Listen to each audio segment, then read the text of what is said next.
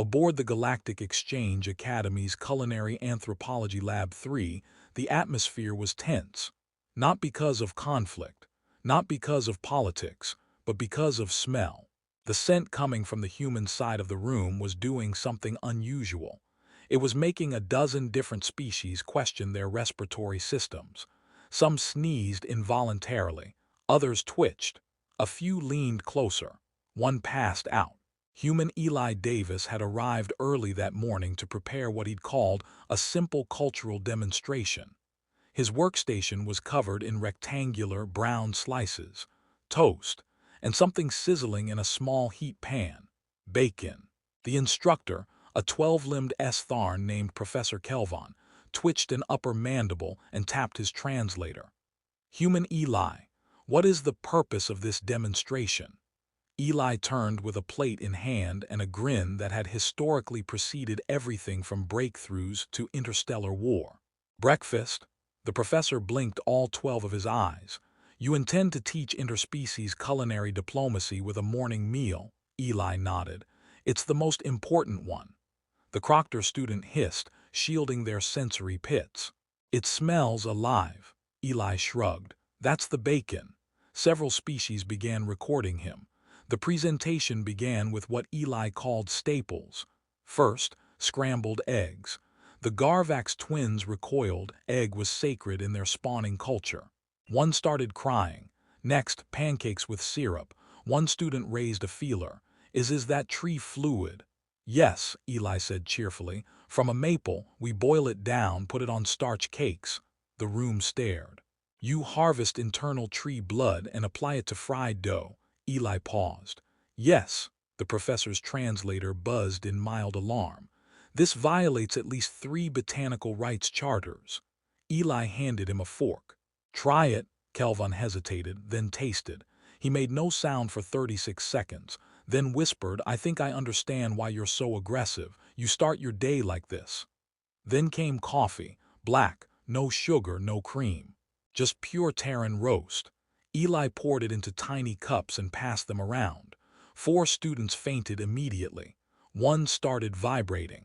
The Nisari diplomat student stared into the mug, eyes wide.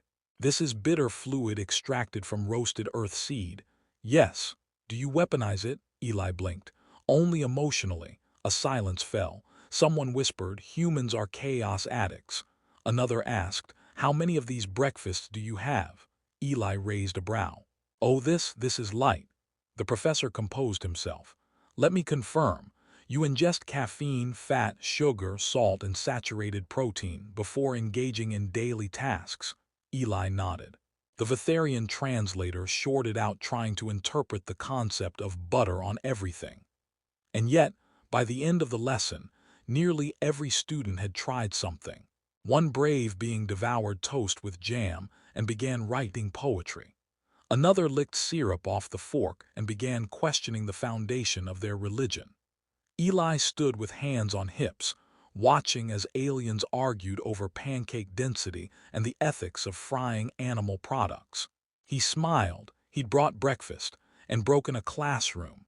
By the second day, the Vitharian student had converted his dorm into a toast shrine. The walls were lined with replicated loaves. He whispered to them at night. The cafeteria ran out of syrup by noon. No one had prepared for a black market pancake economy. Security logs showed students sneaking into the human exchange pantry to inhale the scent of bacon grease left on napkins. The cafeteria staff began wearing gloves. One was caught trying to smuggle out a half-finished omelet. It wasn't sabotage. It was curiosity. That turned into craving. Professor Kelvon issued an emergency faculty advisory. Do not engage students in prolonged breakfast-related debates. There have been 3 fights over ovaries EVs scrambled. 2 involved flame glands. In an attempt to restore balance, the instructor held a debrief session. Each student was asked to share their thoughts on the Terran consumption ritual. The Threxan chemist went first. Coffee appears to be a stimulant with high addiction potential. I drank 6 small cups. I have not blinked in 18 hours. I understand language in colors now. Next, the Ulari translator. The combination of sweet and savory is emotionally destabilizing. I licked syrup, and now I miss my grandmother. She's not even dead. Third, the Jarnathi student, a strict herbivore. Bacon is wrong. It is a food with a personality. I can still taste it. I regret nothing. I need more. Professor Kelvan's antennae quivered. Is it possible human food bypasses evolutionary aversion entirely? Eli, seated in the back with a coffee, said nothing. He just sipped and winked. The Galactic Ethics Board received their first complaint. The Kavari delegation filed a formal protest. Terran food items are being consumed in breach of our no-animal byproduct treaty. Several of our citizens were exposed to something called bacon. They have begun drawing it in their sleep. Eli was called in. The tribunal asked him bluntly, "Why did you bring meat to a multi-species event?" He replied with 3 words, "It's called breakfast." The Cultural Analysis Division convened a panel. They found Earth's morning ritual met 5 out of 8 classifications for religious observance under compact law. Structured repeated communal involves sacrifice of time, pigs, and dignity has chance. Just 5 more minutes, they debated banning it.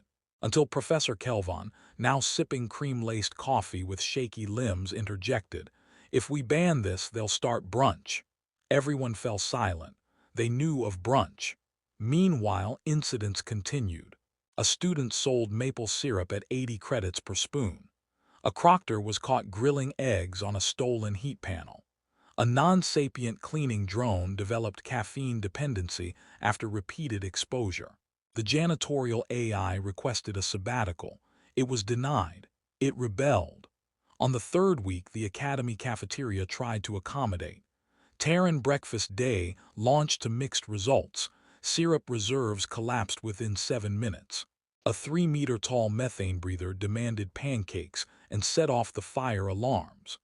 The entire 3rd-year Nisari class entered philosophical meltdown after tasting buttered toast during sunrise.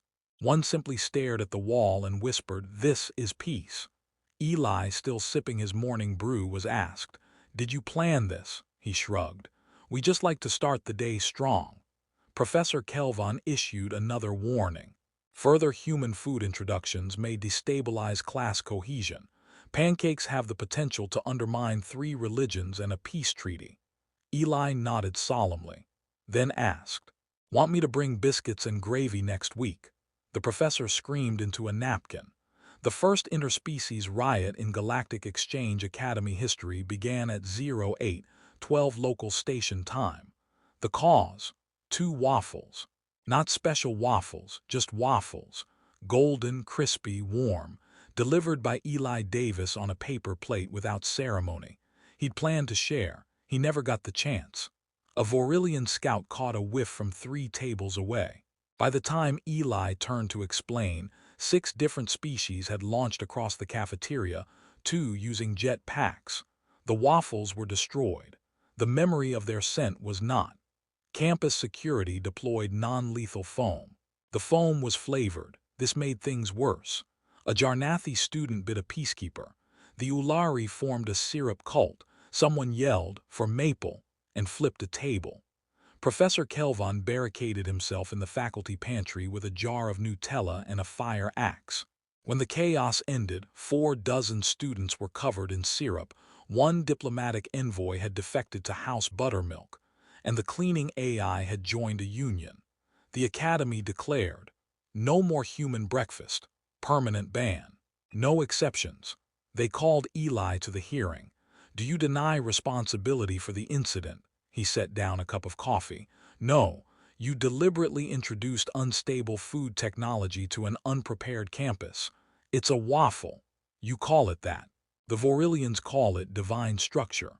The Croctor called it edible architecture. The syrup addicts now claim to see in hexagons." Eli sipped. "Sounds like a solid review." In a rare interspecies consensus, the Academy passed black flag culinary protocols. No caffeine above 0.03% concentration, no pork in any form, no syrup within 100 meters of a classroom, no toast before 9 o'clock. The last rule sparked protests. Toast riots. Planet-wide hashtags. Hash free the toast. The moment a student tried to 3D print bacon essence, things escalated. Embassies called emergency meetings. The Threxan filed a motion at the Galactic Ethics Court to list human breakfast as a Schedule II controlled substance. It passed.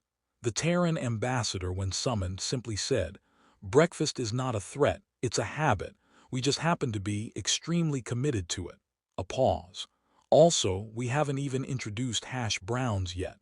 That statement was recorded, redacted, and filed under potential acts of culinary aggression. Back on campus, Professor Kelvin finally emerged, disheveled, waffle crumbs on his mandibles, eyes wild. He called an emergency assembly. "This is no longer about food. It's about understanding the human condition." The class listened. He clicked his mandibles and whispered, "They start their day like this, by choice." A hush fell. Kelvin looked around. "They ingest hot fat, caffeine, complex carbohydrates, and sugar before any task, then go to work, or war, or interstellar negotiations." One student gasped. "And we thought they were irrational." Another whispered, "They are deliciously irrational." Eli was asked one final question. "If this is how you begin your day, how do you end it?" He smiled. "Dinner."